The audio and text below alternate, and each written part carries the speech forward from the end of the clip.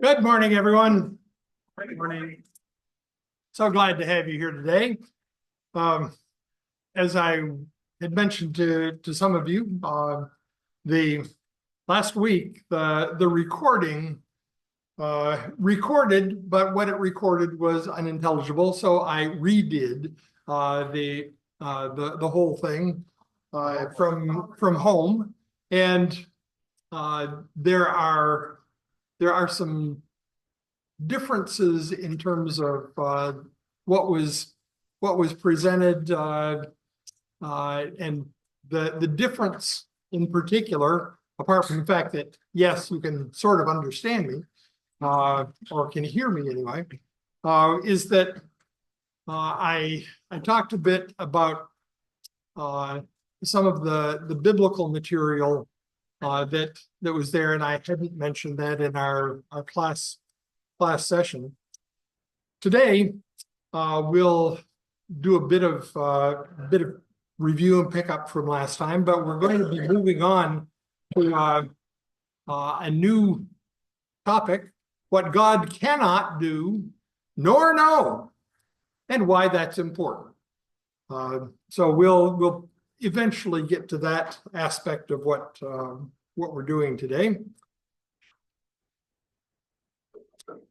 Last time, we took a look at the verb believe, and noted that in that particular verb, there are two kinds of aspects, or I focused on two aspects of what the verb believe can be conveying. And these two aspects are rather different. One is an intellectual thing, dealing with what a person thinks, their concepts, their ideas that are being conveyed. Sometimes when a person says, "I believe such and such." But the other aspect is dealing with how a person lives. It's an existential thing, and it's more a whole self kind of thing that is going on. And I suggested that to help keep ourselves from merging the ideas of believe and think,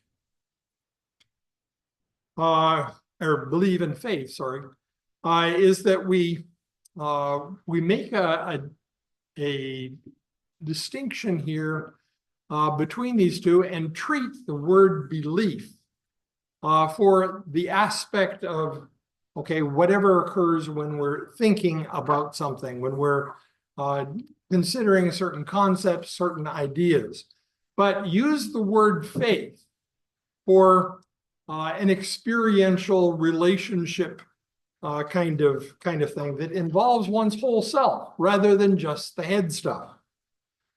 Now, we also had looked last time that, or had noted last time, that within our culture, probably the majority of people kind of gravitate toward the whole thinking aspect. And I suggested that part of that may be simply because, the word believe and the word belief are obviously related to one another, whereas we don't have a verb, a separate verb for faith. We don't talk about faithing something. And strikingly, though, this whole idea of the intellectual aspect being so prominent in our culture, we look at Christian scriptures, we find that the majority approach in Christian scriptures, which does carry, yes, the same distinction between ideas and how a person lives, the majority in Christian scriptures is really focusing on this faith aspect. It's dealing with the relationship. It's dealing with the value commitment that is present.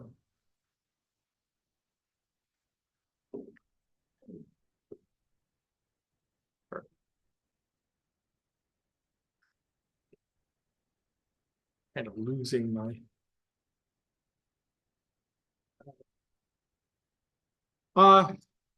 So in making the distinction, I indicated that faith is the relationship with God, the relationship with what matters most.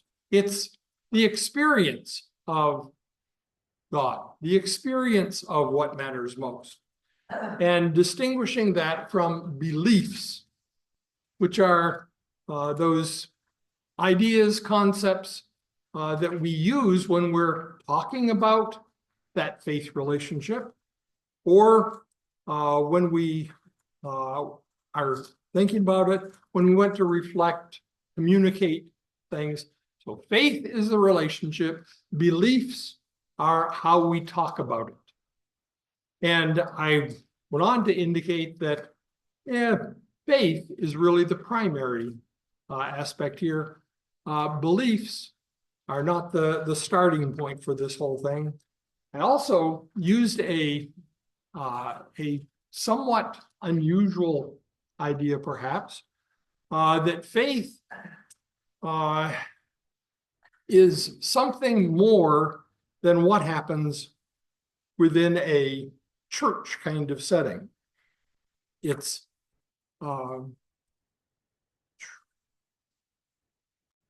not a religious kind of thing at all, in which somehow we turn on faith, we turn off faith. No, I'm using faith in terms of something that is going on with human beings simply because they're human beings.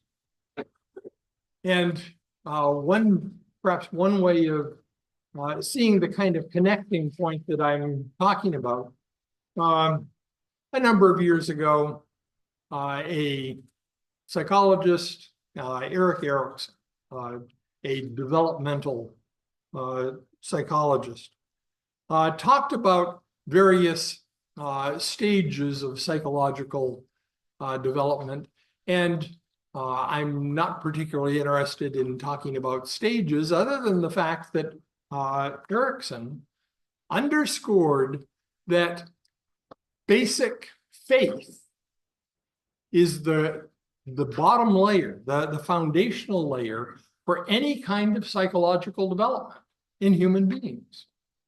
And this whole idea that what I'm speaking about when I talk about faith is something that is not just a religious thing. It's something that is basically human. It's an orientation toward the need to identify, the need to experience what matters most, and being able to orient oneself toward that. And a result of that is that a person who approaches things with this basic faith, this basic entrusting of oneself to reality, is in a position of being able to function as a human being. In this drive to express what matters most, there are obviously all sorts of misses and problematic turns that people make. But one of the things I want to point out is that, what religious folks are doing in terms of this experience of God, this experience of what matters most, is something that is shared significantly with other major religions. The values overlap considerably. And the same is true with multiple cultures. Yes, there are distinctions. Yes, we can see all sorts of strange things going on. But in society as society itself, we find that what other folks outside the walls of religious institutions are doing is something that religious folks are dealing with as well. It's a point of contact between religious folks and the rest of humanity. And thus, to see this as something that we share, something that is going on elsewhere. It's not that we religious folks somehow take this kind of experiencing of what matters most to other people. They're already dealing with it. They're already dealing with it. And to find that commonality that we have with other people, I think that's a huge advantage. And as I look around at people that I encounter, people that I have major differences with on a lot of other grounds, very often I find that, hey, there are far more decent people. People who indeed are sharing some major major sense of what matters most. People who function with many of the same kinds of values that I do. And this is true even among those who have very, very different kinds of belief orientations, political orientations, people who differ in terms of how they talk about them. My mother-in-law was one of the most bigoted people that I think I've ever encountered. She said some awfully hateful things about a lot of different people. But by golly, when somebody needed help, she was there, regardless of that person's particular ideas. She responded lovingly, caringly to those people. I mean, I would have bet against it, knowing what I did about her belief structure, her ideology. But no, she was a decent human being. And it was my being able to recognize that and to experience that and to share that with her that made it possible for the two of us to get along. Basically, we were dealing with an issue in terms of faith, of what does it mean to be a human? That is the question I suggest that all religious groups are ultimately dealing with. What does it mean to be a human? And that issue is one dealing with issues of value, meaning, purpose. These things that basically allow us to live in a particular kind of way. I indicated in that last session that beliefs are always inadequate.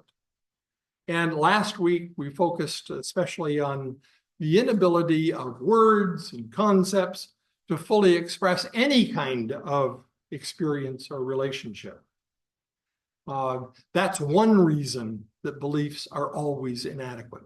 But a second reason that beliefs are always inadequate is simply the oddity of godling, the oddity of what it means to talk about God.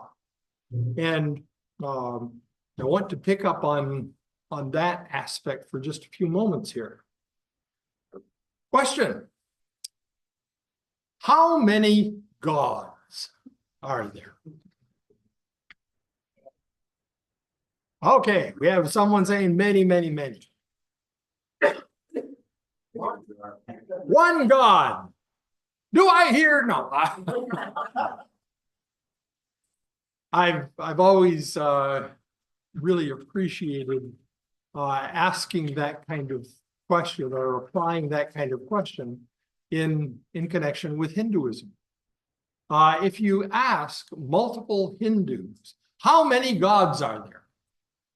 You can have somebody say 330 million gods, or 3,000 gods, or 300 gods, or 30 gods, or 3 gods, or 1 god, or no gods.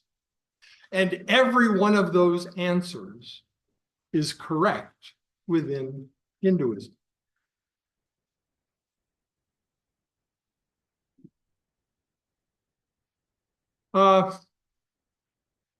In something we shared in the first session, using Luther's notion of gods, Luther used the term gods in a metaphorical way, saying, hey, possessions, wealth can be one's god. Power can be one's god. Education can be one's god. And yeah, we can come up with many, many gods. We look at that. And again, religious folks are not particularly different on that, in that respect to those outside religious context, except someone outside the religious context may, and probably don't, use the term God in connection with that. And this is part of why I like to zero in on this notion of what matters most. What's ultimate for a person?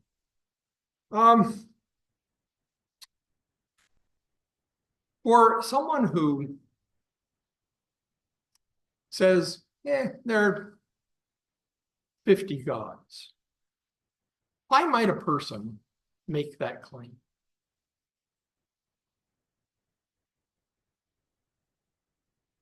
How are they experiencing life? What's important to them in making those decisions? What's important to them in making decisions? Okay. Yeah. They're to ask the question, what is it that's important for them? Okay, and them coming up with the answer, oh, there are 30 gods. Please. Looking for an explanation. Looking for an explanation. Okay, if each of the gods that a person identifies are dealing with different aspects of life. They're trying to be inclusive of those things. A person who says 330 million gods may be saying, oh, the whole issue of how many gods there are, it simply defies description. I've often had students ask, well, 330 million gods, how do they keep track of the names of them? Well, the answer is they don't, because they can't. And that's the point. God, for them, is far more than could ever be expressed. And for people who say 0 gods among Hindus, they're making exactly the same point. That, oh, things are so expansive that no, you could never narrow things down and speak about gods. Whatever matters most goes far beyond anyone's expectations. A person might say, oh, there are X number of gods, and they're doing so because they feel torn apart. They feel these things competing in their lives. A very different sense than, oh, the wonder of God is so great that I can't name them all. Very different kinds of answers to the same kind of question. What difference might it make for a person to identify there is one God or there are 10 gods? How might that connect with that person's faith, how they're living their lives? Yes, Sharon. Not necessarily everyone who believes in one God, but for many people who believe in only one God, they do believe that God is in control. Okay. Many people who speak about one God maintain that, oh, that God is in control of life. And that's a sense of security. That's a source of comfort for them in saying that. And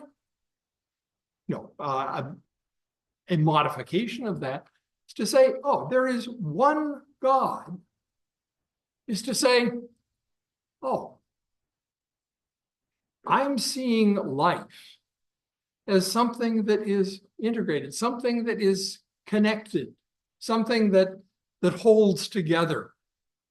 There's a point of unity for that. And thus it may not be control at all, but simply recognizing that, oh, life's many aspects, somehow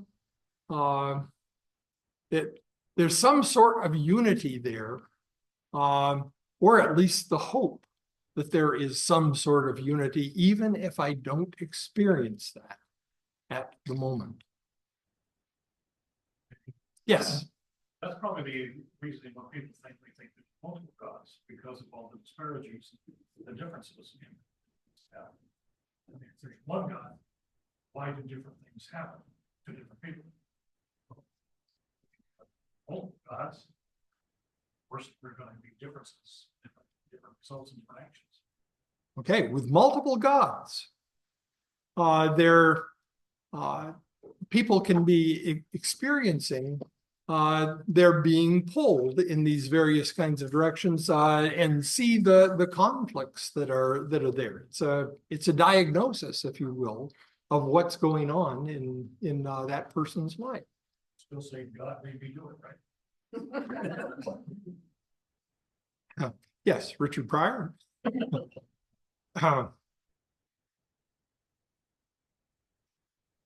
In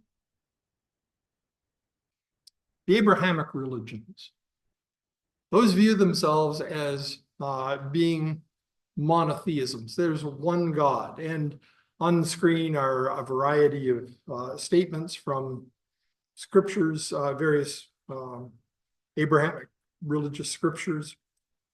And this is a core aspect of Abrahamic tradition. But there is something that goes even beyond that, and this is expressed in this particular statement on the top of the screen from the Quran. He is Allah. Okay, the God. That's what Allah means. One and indivisible. Allah, the sustainer, needed by all. He has never had offspring, nor was he born. And there is none comparable to him. He is one and indivisible, can't be broken up into parts. Oneness is a key aspect of this. The sustainer needed by all. The particular Arabic word used here is something that can be translated in a variety of ways, but it comes down to the notion that there's something, someone that is self-sufficient. Okay, one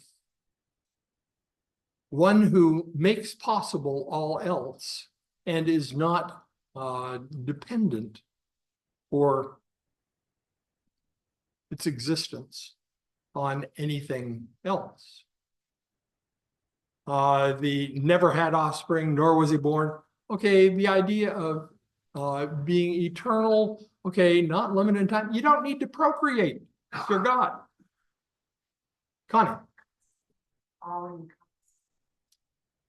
All-encompassing. All-encompassing is a very good word, I think, for dealing with God. And a particular direction we're going today is going to pick up on precisely that aspect. There is none comparable to him. Now, one of the things that I especially appreciate about Islam is that Islam, perhaps more than Judaism and Christianity, although Judaism and Christianity actually, within their theology, do make the same kind of point. But none is comparable to God. Meaning, God is unique. God is in a category of one. When you say God is one, it's not a matter of counting how many gods there are. But to say God is one is to say God is so unique that we really don't have vocabulary for being able to talk about God, because the vocabulary, our vocabulary, doesn't apply. There's no perfect analogy. Since we can only talk about God using analogies, metaphors, symbols, and none of those analogies, metaphors, symbols really work, it would seem as though we're reduced to silence.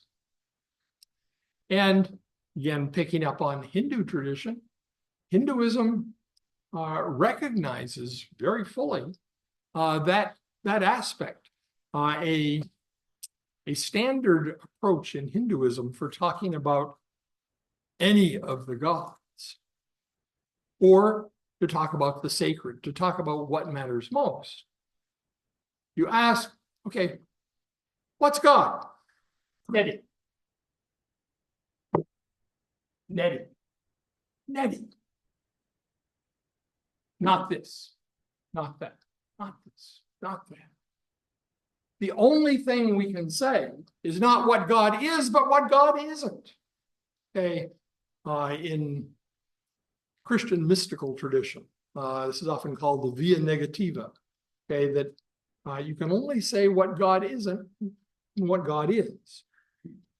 Now, this has an important consequence. God, if we can't put God into a category of other things, we can't say that God is a being. We've got a bunch of beings in this room. Not this, not that, not this. God doesn't fit that category. And one moment. And God, God's not a thing. Not this. Not this. Sometimes it's treated as God. Yes, Mark. But not an existential paradox. It certainly is. It's a horrible, horrible paradox that you're dealing with what matters most, but you can't talk about it. And Augustine had a way of dealing with that by acknowledging, yeah, we really can't talk about God, But, Augustine says, we speak because we can't remain silent. It's so important that we violate the rule and speak anyway.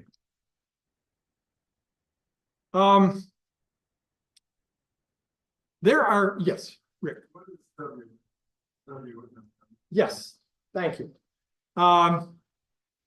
Last time I mentioned one of my favorite theologians, Paul Tillich.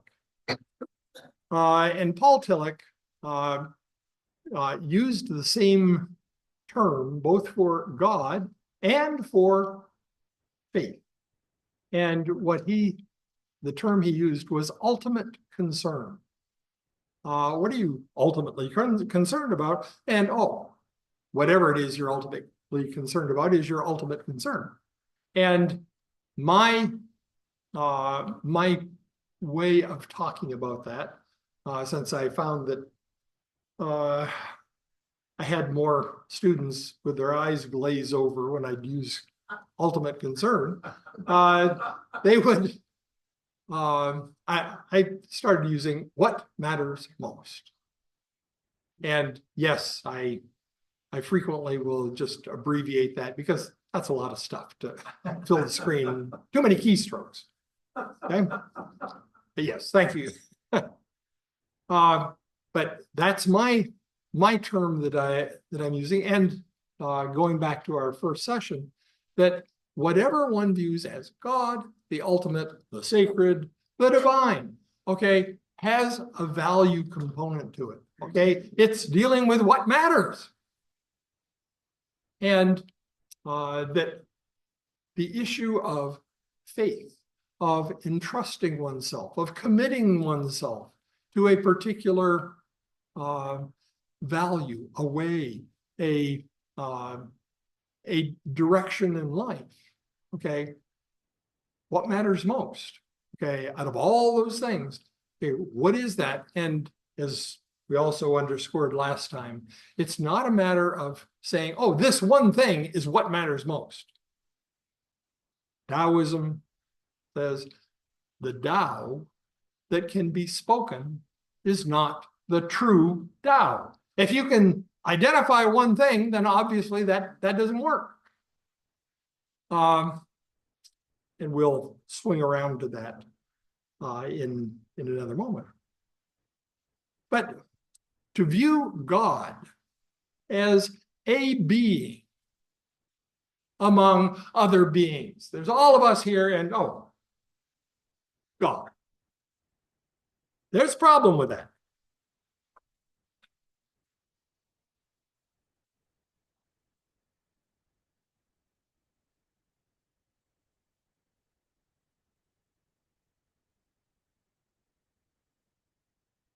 Okay, when we move in that direction and talk about God being a being among other beings,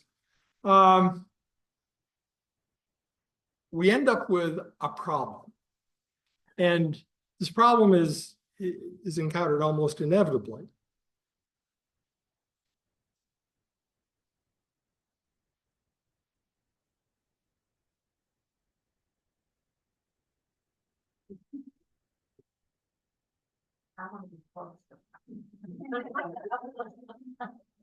You are where you are.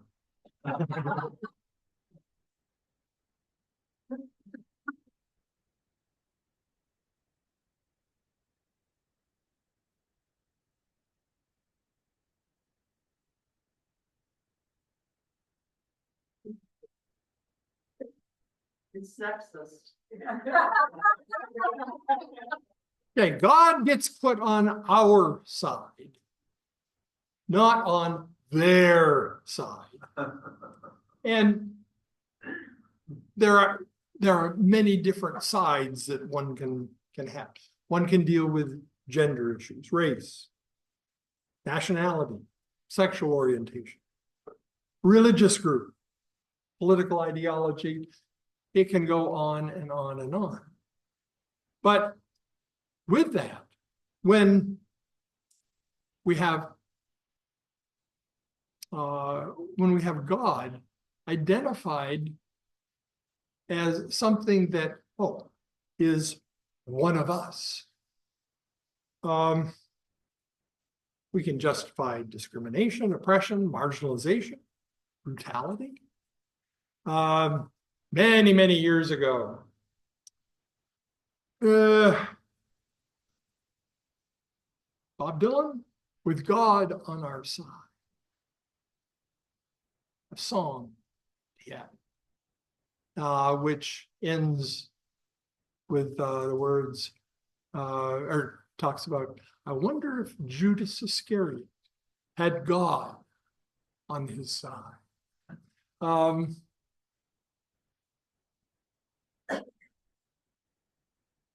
Usually this isn't intended, but this is a danger that happens when we use God being described as a being among other beings. Perhaps a better way of dealing with things.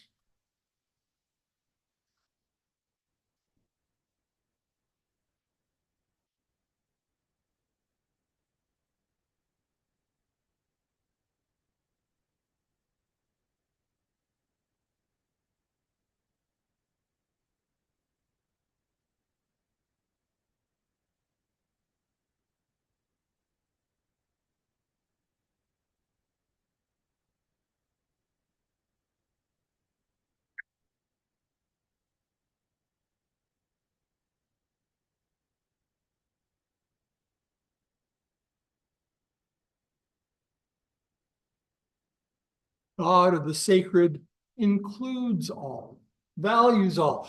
We all belong together if we envision ourselves, if we think of ourselves as being included within God. We're all linked cosmically, evolutionarily, ecologically, spiritually, lovingly. To think of God or the sacred, what matters most?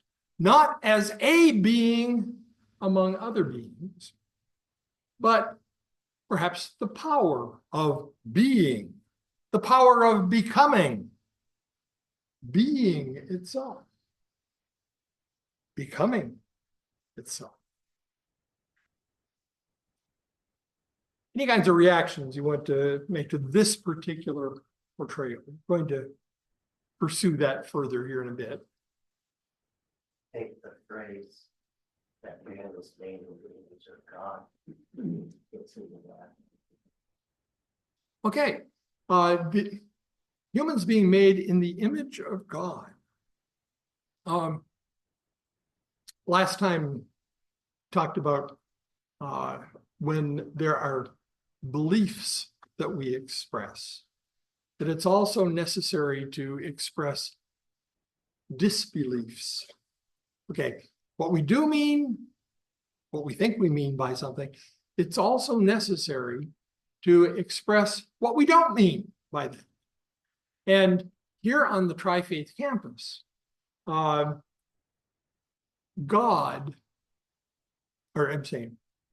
humans made in the image of God. This is actually a problematic statement for a group right through the window there, in which God as an image. No, that's just something that is really problematic in terms of Islam. Not a problem with Judaism. The term, hey, we're all children of God. Islam, they're going to shiver at that statement. It sounds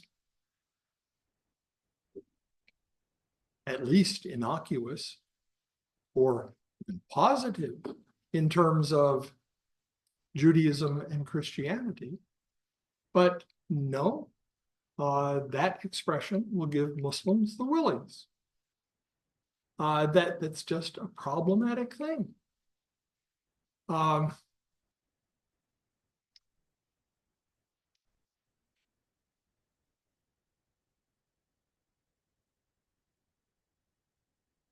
for Islam, with the idea of image of God, Islam has another phrase that in many respects is trying to indicate precisely the same thing that Jews and Christians try expressing by the expression image of God. But they speak about humans being the caliph of God. The successor of God, the representative of God within the created world.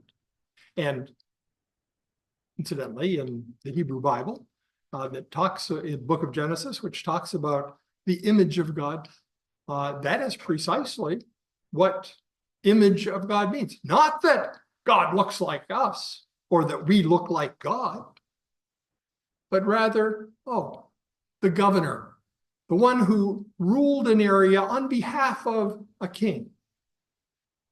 That governor was described as the image of the king.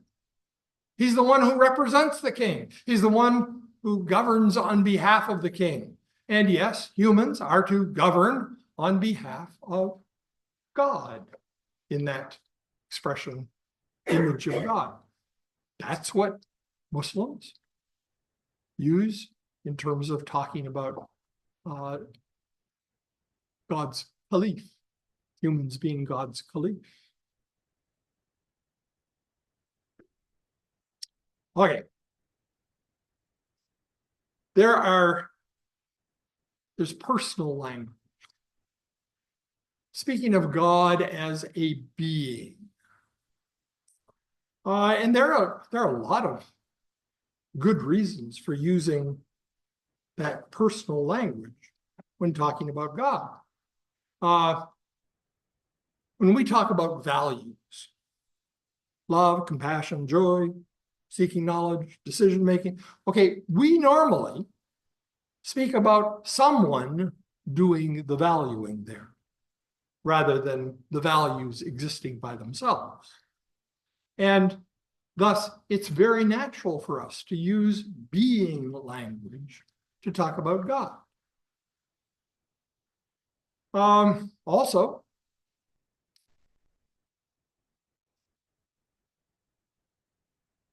persons, things.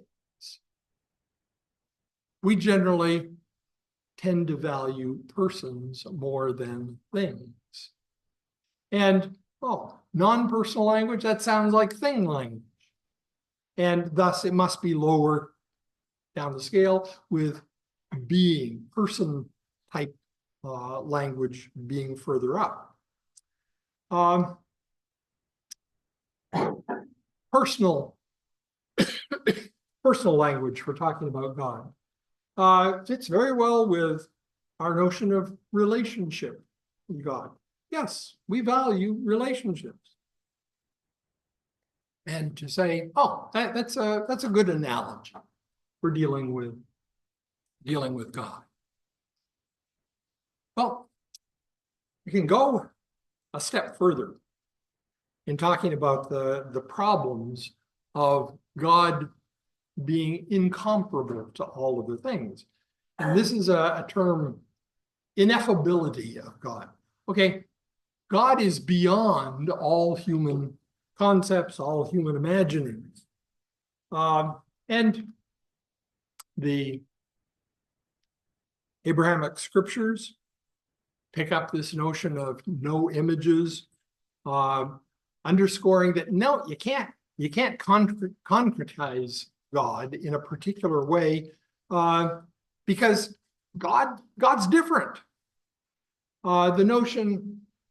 The fear of God is the beginning of knowledge.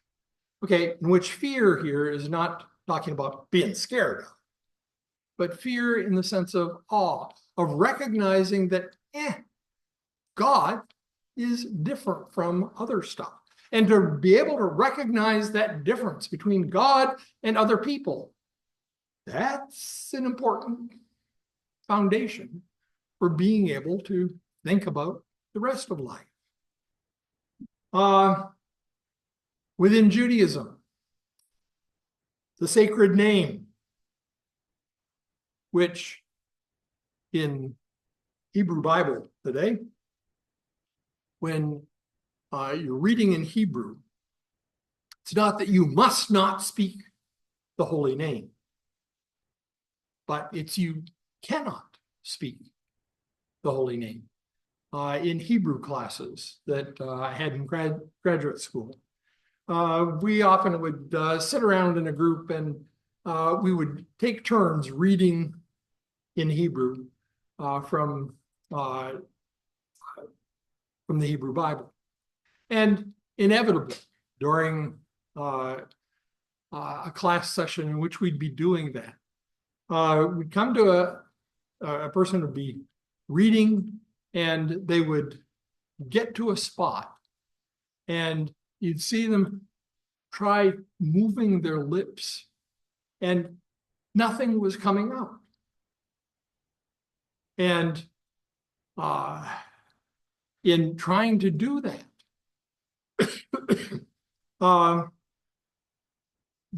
the reason they couldn't do that is that in Hebrew, this name these are just the consonants that are part of the name. In order to keep people from pronouncing the sacred name, the vowels for the word Adonai, Lord. Lord is a title. The sacred name is a name. So you substitute Adonai for the places where you see the sacred name.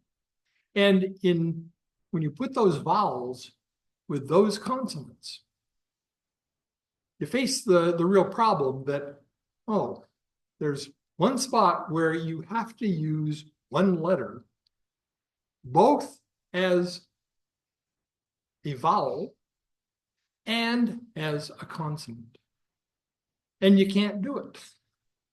All you can do is shape your mouth, and there's no way that you can simultaneously speak the consonant and vowel together. Very often in Judaism and within Islam as well. G-D is used for much the same reason. You use that particular expression to say, no, you really can't exhaust what's going on with God. And therefore, you leave it hollow to indicate that, nope, you really can't do it.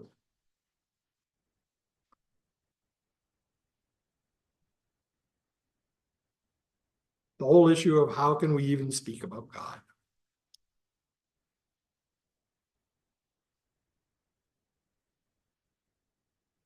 To recognize that all of our God language is pointing beyond itself to something more, to a reality that we can't describe as a being or as a thing, but a reality that, hey, we acknowledge that our words are inadequate. And the term God beyond God is a term that Paul Tillich often used to indicate this particular kind of problem. In one of the Hindu scriptures, truth or reality. Truth is one. The wise call it by many names. And you use many names to remind yourselves that one isn't going to do it. And indeed, within the Christian Bible, multiple names used for God.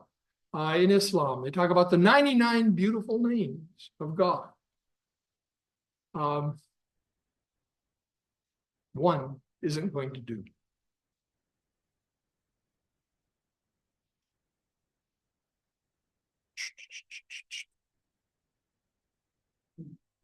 You usually think of God, the sacred, what matters most, more as a being or non-personally as a force, an energy. I asked that question first session and we didn't respond to that. What's your, All you think of all? bigger than all. Bigger than all, okay? I said he, but Yep. And that's perfectly illustrating the problem that we have. No, in English, we can say he or she or it. that doesn't work. It doesn't work. Huh? Yep. Do you have a favorite direction here? Preferring one over the other? I think of it as a non-personal description as opposed to a personal description. Mhm. Notice that the expression in the first letter of John, God is love. That's a non-personal description of, with some very heavy personal impacts, but it's a non-personal usage. Yes, Social conditioning pointing in the direction of a person. yes. In the Western monotheisms, the tradition that is there, the tradition that is present within the scriptures tended to go in that particular direction. Points to God the Father. God the Father, He walks with us. he walks with, yes, See, all of those examples create social conditioning in me that says it's a force or energy. It's not personal. Mhm. Because the personal is so limiting to me. It's sexist, it's Mhm. egocentric, it's all those negatives I don't care for. So I Sure. love the description of a force or energy, and I've always used that. So Okay. that I don't ever have to say he, she, it, they. It's so not important to me. Okay. Describing what matters most. Okay, the indicating that using one of these non-personal ways is a freeing thing because of all the limitations that are experienced in a lot of traditional language that is used. Rose. Oh, I go with the being because I have a need to have a relationship. Mhm. I want to have I can't have a warm, fuzzy feeling with a force or an energy, but Uh-huh. I can. Mhm. It's just a more personal thing. Yes. But, I can see, I recognize now the problems that can create. But. Yes. Okay. She prefers being language. Okay, that focuses on a very, very important thing for you. And it's important to recognize that, okay, we're not talking here about what is the right way that everybody ought to be doing this. Okay, but simply recognizing, as Rosa was saying, that, okay, I prefer this, so, oh, I can understand why someone else might not want to go in that same direction. That's hugely important. I was blessed with growing up in a world where he didn't have more power than she. And that hasn't always been true, but that's been my life. And that has been a big lesson. Okay, for those fortunate enough to live in a context where he was not viewed as more important than she, that's good. For people who had an abusive father, to use father language for God is a huge problem.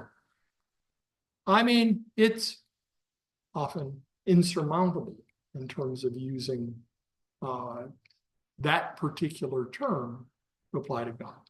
Kind of along those contexts, I didn't have a father who was abusive, kind of had a father who just wasn't there for me. Okay, So I like to, it doesn't, but I kind of like to use the idea of a father image because he fills that void, it fills that void for me of what I didn't have. a very important feminist theological work is titled, "Is God the Only Reliable Father?" And it was precisely the kind of issue that you're mentioning, that, hey, my father wasn't there. You know, it doesn't give off positive vibes to use that kind of term.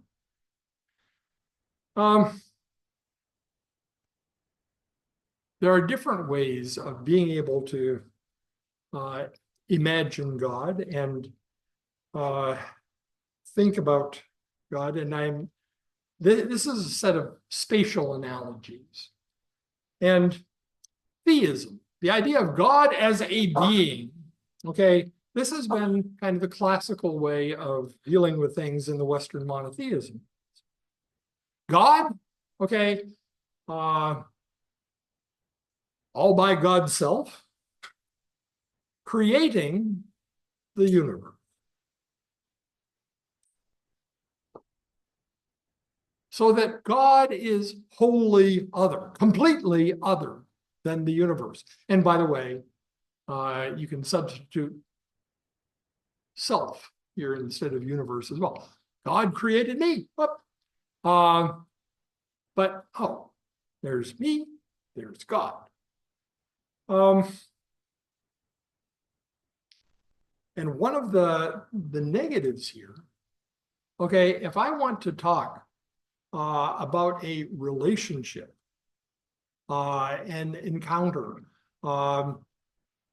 between myself and Aubrey. Okay, I'm here, Aubrey's there, and having different entities here. To be able to talk about the two of us, okay, there has to be that separation. There has to be that distance. That's not intended by being language, but that's simply a consequence of what occurs in much of the God as being kind of language. That's an example of personal language for the sacred. Non-personal language, just give a couple examples here. Something called pantheism. The word pantheism means all is God. And there are a couple different versions of this. One is often termed mystical pantheism, in which the world, the universe, is kind of a magical place. The sacred is involved in basically everything around oneself. And there's also a very different kind of thing in which scientifically one can speak of science's approach as being a reductive form of pantheism. What matters most, okay, is the universe. What matters most is the universe. Same thing, but reducing it to matter, energy, time, space. Okay. The word God is generally never used, and you'll see that I put God here in scare quotes for that. One of the real strengths of this is that if God is everything then, oh, this provides a strong basis for really valuing the material world. A negative feature of this is that if the world, God, same thing. Problem is that from that perspective, whatever is right. If injustice is present, if racism is present, well, it's there. That's God. And that doesn't provide much moral leverage in order to be able to challenge that. Yet another, which is called panentheism, in which the universe is within God. All is in God. Panentheism. All is in God. Values the material world. Oh, God supports, sustains everything. It acts by love, persuasion, not coercive. It's not an outside force that needs to break in, but rather the universe is within God. God pervades the universe. God pervades me. God permeates me.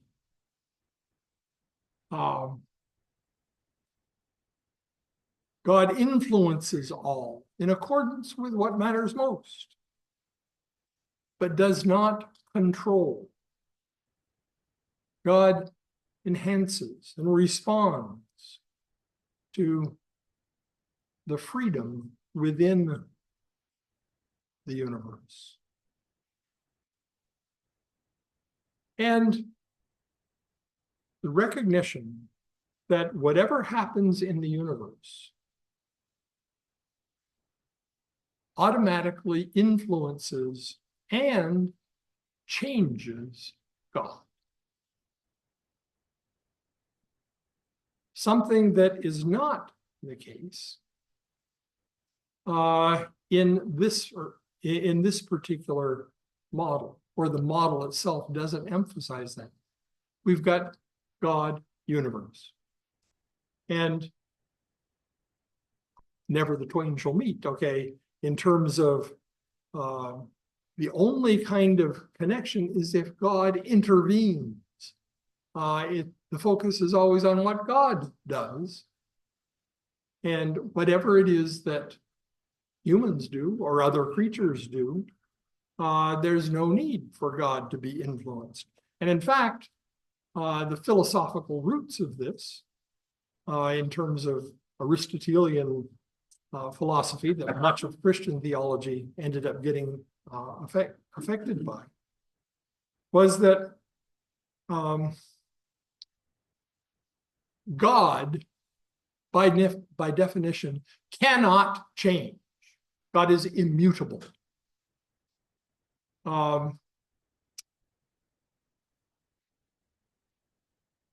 Because God is perfect. God is fully actual. God has no potential. Because if something has potential, it can change. Okay. But if God is fully actual, there's nowhere else to go. God remains eternally the same in all respects. Panentheism doesn't have that problem. Panentheism is particularly used in a theological approach that is called process theology, which builds on the philosophy of a guy by the name of Alfred North Whitehead. One of the key people who applied this theologically is John Cobb, Don Sarton, here at Countryside was a student of John Cobb. There's an important connection that is there. But one of the things that distinguishes what Whitehead and subsequently process theology was doing was that it focused on the becoming, on process, rather than on, okay, substance of stuff, on the being of stuff. In contrast to God being immutable, okay, unable to change. God responds, God changes in important ways, while remaining dependable, consistent in values, constant creator of possibilities. Please note that the philosophical heritage of Christianity, in contrast to Christian scriptures, and in contrast to Jewish scriptures and Muslim scriptures,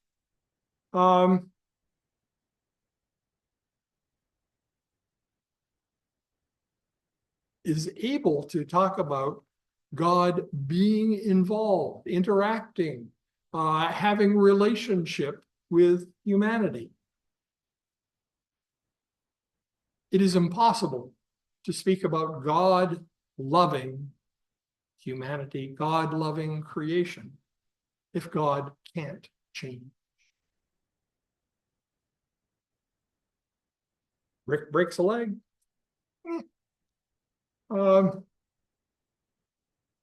There's just nothing can happen with that. So God is affected, responsive to what happens within the creaturely world. Everything depends on God, but God is one influence among other things. I'm also influenced by other beings, in addition to being influenced by God. God, at any moment, is doing all that God possibly can.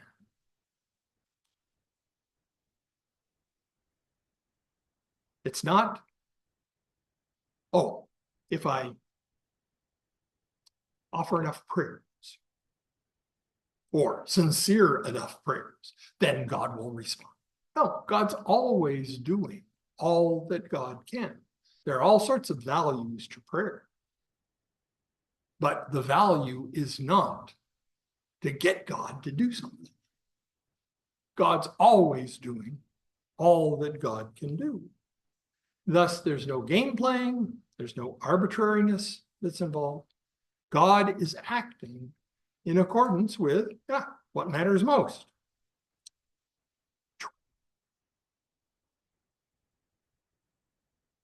The announced title of the session, which we're finally getting to almost at the end. What God cannot do, nor know, and why that's important. Or alternatively, God is not in control, and why that's important. In which the expression God in control is dealing with the idea that, okay, whatever happens, it's because God intends it to be that way, to happen that way, in exactly that way.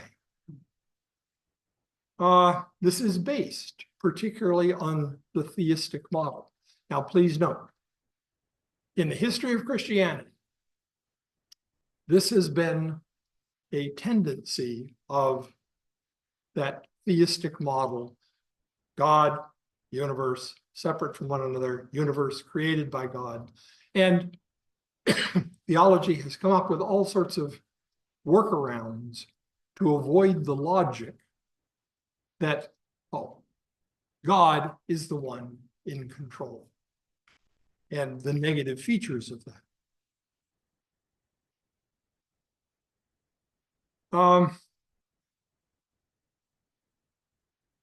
This becomes problematic when we think of the presence of suffering, evil, injustice, discrimination, natural disasters, etc. Okay, the question of where's God's justice? If this happens because God has decided, God intends it to happen in that way, that's a problem. And this undermines any kind of motive that we might have in responding compassionately, lovingly to those circumstances. Two items that are key elements of God being in control is the doctrine of God being omnipotent, all powerful, and the idea of God being omniscient, all knowing. With the omnipotence part, please note that there are problems with that idea. What we mean, what we don't mean by that term. Does this mean that God can make a square circle? Can God make a rock that is so big that God cannot lift it? These are trivial kinds of games that one can play with that notion. But to ask ourselves, what is meant by God being all powerful? And what doesn't that mean? Omniscient. God is all knowing. These two things in combination with one another end up being key parts of the idea of God being in control. And becoming key parts of arguments for saying why God is in control. Omnipotence. Well, we might say, hey, God is the most important power, but not the only one. All powerful. God is all powerful. That literally means nobody else has any power. There's nothing left. To recognize that, oh, God being omnipotent, the creatures have freedom, and Christianity, Judaism, Islam, all have insisted that yes, human beings and other creatures, but especially human beings, have freedom. And freedom comes in the created world in a couple different ways. As choice, I decide certain things, and as chance. There's been a long tradition within particularly Christianity and Islam to try suppressing the notion of chance. There is no such thing as chance. But suggesting chance and choice are both realities that we are dealing with. And God respects those realities. And God respects those realities as a way of respecting the created world. God is loving, and God respects the choices that are made and the freedom that is also present in terms of chance. Omniscience. Rather than saying God knows everything, I suggest we should understand this as God knows all that can be known. And the particular thing that I want to exclude here is that God, I claim, does not know the future. Because the future doesn't exist to be known. The future, what happens in the future is going to depend on what all of us in this room do. The free choices that we make. What happens in the future also depends on various chance kinds of things, which are indeed chance. They are not God pulling the strings and making things happen. The future could be known only if chance is not real and if choice is not real. Until a creature decides or a random event occurs, there is nothing in the future to be known. This idea is hotly debated, but it's something that I think is very, very important to include.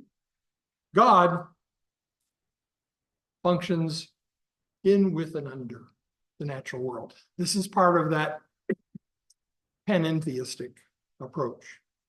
God is involved not just at the beginning of things. God doesn't just kick it all off and then go into retirement.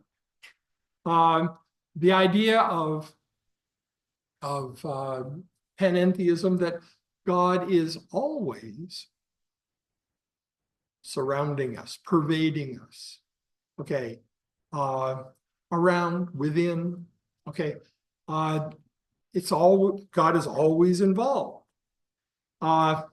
Creatures always have the freedom to say no. God doesn't force people to say yes. Within the Quran, there is no compulsion in religion, says the Quran.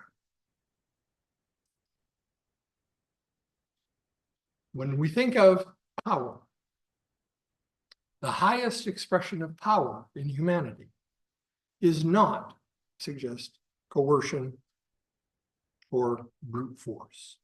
The highest expression is persuasive love that respects others enough to do their thing and seeks to persuade them of what matters most. It makes possible a free response. We'll skip over some things here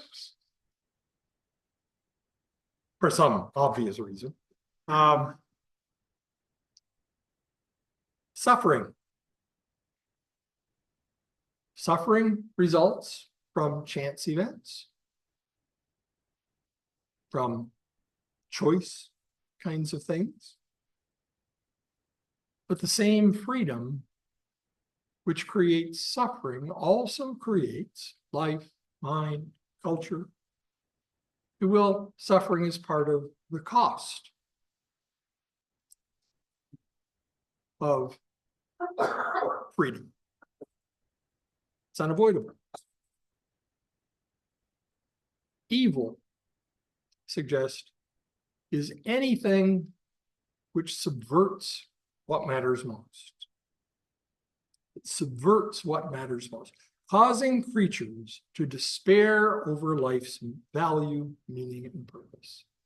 To despair, to give up, to function without any sense of value, meaning, and purpose. That's a big problem. The more we view God as coercive, God being in control, the bigger the problem of suffering. If God can relieve horrendous suffering, but doesn't, there's a big problem with that God. As I said, God always does what God can. And in this process, with all the negative things that happen in our world, and we've got plenty of examples, God suffers along with creatures. It's not God outside the process. but rather we're involved in God's own suffering.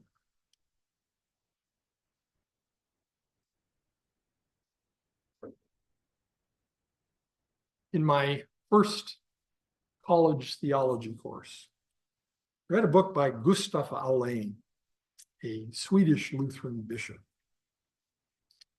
And one of the things that stuck with me is this quote: God does not will all things, but in all things, God does will something. God doesn't intentionally cause or intend suffering, but responds to it and then invites people to respond to that.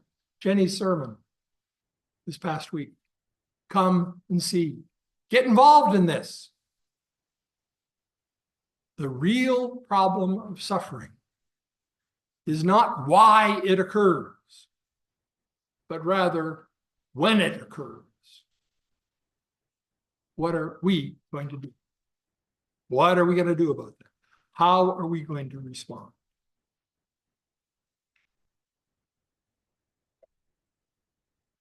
We got 7 minutes. We can just play around with whatever kind of questions, issues you'd like to deal with. Sure. I was just gonna say, I'm evolving constantly, and I'm sort of at a place where, to me, God is love and energy, literally love. And so anytime we put verbs with God, like God does something or God knows something. Yep. It's very humanizing. We're Yes. like we're putting God in a box. God Yes. knows all that. When God has a brain and Yeah, God thinks like we as humans do. And I just don't believe that anymore. I certainly used to, but it's actually kind of freeing to give up putting God in a box. Mm-hmm. Yes. And the kinds of problems that go with always thinking about God as a being and thinking, doing. Okay, yep, those are things that beings are involved in. One of the things that has helped me immensely is in dealing with Buddhism, for example. In Buddhism, if you get rid of all the negative grasping and clinging to things that humans tend to do, if you just let that go, according to Buddhism, what is left? What matters most, if you will? What is left is compassion and wisdom. Okay, things that we tend to say, oh, require a being, but for Buddhism, no. Those are the key realities in life: compassion and wisdom. And to function as a human being, to function optimally as a human being, is to tap into those realities. Christianity has its own way of talking about that kind of thing, as does Islam and Judaism and Hinduism, et cetera, et cetera. But to recognize that our language has created certain kinds of limits, certain kinds of expectations that we have, and to be able to say compassion, wisdom, but no, I don't mean, okay, that there's somebody doing that, but that's what reality is. That, I suggest, is a very helpful way of being able to recognize the limitations of our ideas, our God talk, and to be able to start seeing other kinds of possibilities that are there. It's an ongoing kind of process. Aubrey. I don't know if I can verbalize this, what I'm thinking, but looking at your slides here in the past, you know, atheism and whether God is a being or energy. I subscribe to those, so those that God is energy. And so then I put together the fact that for the Big Bang Theory, the way the universe was created. So I contend that maybe that a little controversial, but God didn't create the universe, but the universe created God. Because if God is energy, where did that energy come from? Where did that connectedness come between all of us and the universe? So instead of God creating the universe, God being there and he created the universe, that it was that power, it was that energy when the universe was created that created what we are thinking of as God. A little bit. Okay. I haven't thought it out all through, but Okay, this is a good kind of question. Okay, did God create the universe? Did the universe create God? Or have God and universe in some way, shape, or form always been together? Can we even imagine God existing without functioning with this reality within God, the universe within God? What? Why would he need figures? good one. Yes, I mean, the issue that has perplexed many theologians and philosophers is that if God, how long was God around before deciding to do any creating? Or does creating mean that whatever is present in the universe is unthinkable without value, meaning, purpose? It's not an issue of how the universe began,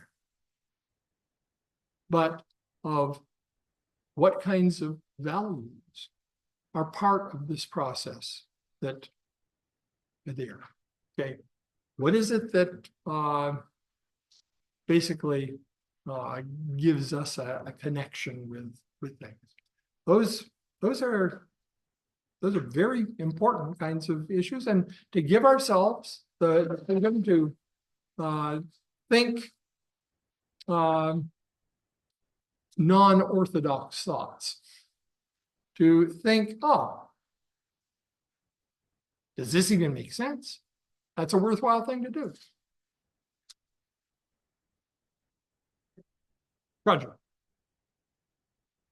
This all this stuff we reminds me about a book I read recently on Dietrich County. He was an individual, he's a theologian, a religious person in Massachusetts. And as I see it, he didn't fight Nazi Germany, he just stated his own ideals. And then the last days of that Nazi rule, his brothers were all condemned and dressed by everything. Mm-hmm. And when I envision some of this, we condensed, he's one that died and hanging, he's gonna be shivering and shaking. He didn't, he smiled.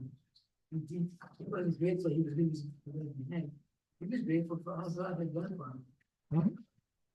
I never read that. But I saw it in their response. And that goes about what's the belief? The belief isn't that God's in control. The belief is that God is in the enemy. And that Dietrich was convinced about that. And from my purpose, I'm not totally convinced yet. But what I see from an episode like this is that I can change. And that's the most important thing to me in this whole thing is what do I need to do? Yes, the example of Dietrich Bonhoeffer and being able to deal with, okay, the injustice, okay, that precipitated his being arrested, which precipitated his being executed, and yet being able to function with a sense of value, meaning, purpose, even in that kind of circumstance. That's important. Thank you so much, everyone, for being here. Catch you next week. Yes. Thank you. Oh, thank you. Next week, we're going to deal with a perennial issue within Christianity, trying to make sense of the doctrine of the Trinity. Talk about God talk in a really muddy kind of spot. And we'll, Week after, we have a class. as of right now, I don't think we do have something scheduled. Whatever it's, no, what's the last day? Or whatever, what is it? Tuesday. The 27th. 26th. Okay, 27th? All of January. Okay, all right. You get a breather, you get to recover. Right.